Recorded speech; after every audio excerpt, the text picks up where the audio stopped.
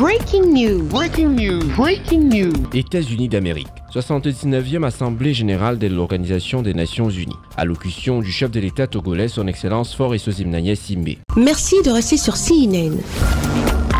Breaking news. Breaking news.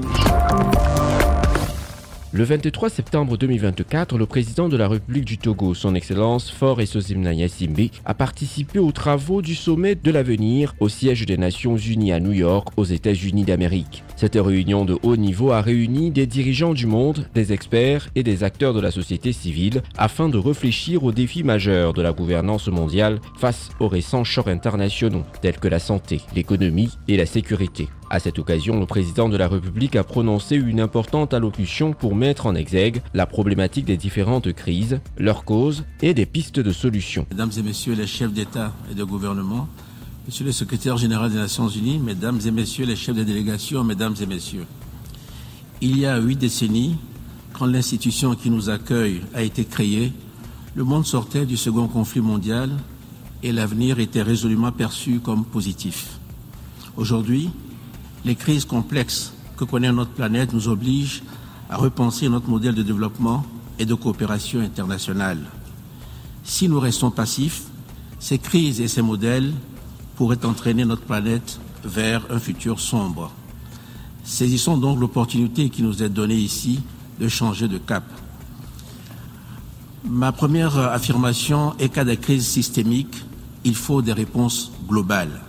D'une part, les défis alimentaires, sécuritaires ou écologiques actuels dépassent ce que chaque pays est capable de gérer efficacement à lui seul.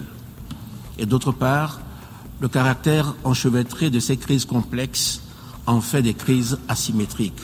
En effet, elles impactent parfois rapidement et durement des régions du monde parfois peu concernées par leurs causes. C'est pourquoi je redis ici ma conviction profonde. Face à ces menaces globales, il n'y a d'avenir meilleur pour les générations actuelles et futures que dans l'action collective et coordonnée de nos États. Et cette action collective doit se mener à l'intérieur de cadres politiques mondiaux rénovés. Car le multilatéralisme lui-même doit être repensé. La gouvernance de nos institutions mondiales est à de nombreux égards obsolète. Et nos discussions comme nos engagements multilatéraux ont montré leurs limites. Pour trouver des solutions réellement efficaces, un nouveau modèle de coopération internationale s'impose. À ce stade, permettez-moi de dire quelques mots de l'Afrique. Pour regarder l'avenir, il faut regarder vers l'Afrique. L'Afrique va continuer à abriter la plus grande partie de la jeunesse mondiale.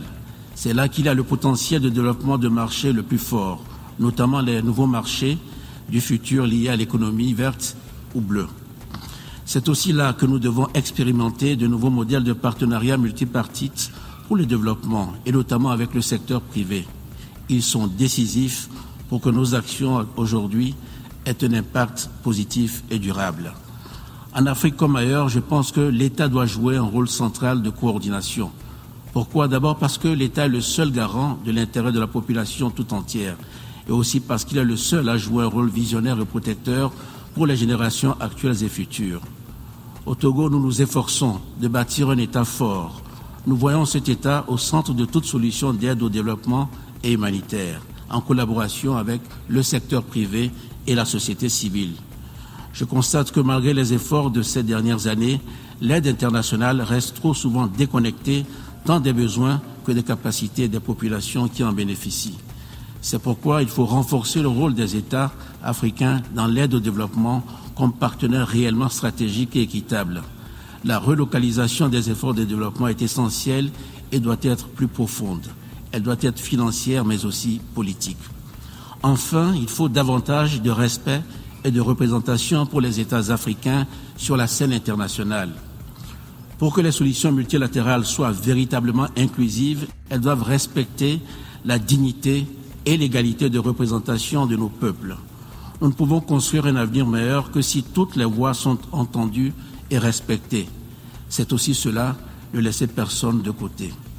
Excellences, mesdames et messieurs, mon pays est prêt à jouer pleinement son rôle dans ce vaste effort collectif pour façonner un avenir meilleur. Nous croyons que c'est en travaillant ensemble dans un esprit de solidarité et de respect mutuel, que nous parviendrons à relever les défis de notre époque et à offrir à nos enfants un monde plus juste, plus prospère et plus durable. Je vous remercie de votre aimable attention. À cet effet, les États membres de l'Assemblée générale des Nations unies ont adopté le Pacte pour l'avenir à l'unanimité, ainsi que ses annexes, à savoir le Pacte numérique mondial et la Déclaration sur les générations futures. Des documents opérationnels qui visent à renforcer la coopération mondiale pour s'adapter efficacement aux défis actuels dans l'intérêt des peuples et des générations futures. Merci d'être sur CNN, la télévision autrement. Les programmes se poursuivent. Retrouvez toute l'actualité afro-mondiale en ligne et en multidiffusion sur CNN, C-Web Info et plateformes digitales, Facebook, YouTube, Instagram et en simultané sur Radio Voltage 2.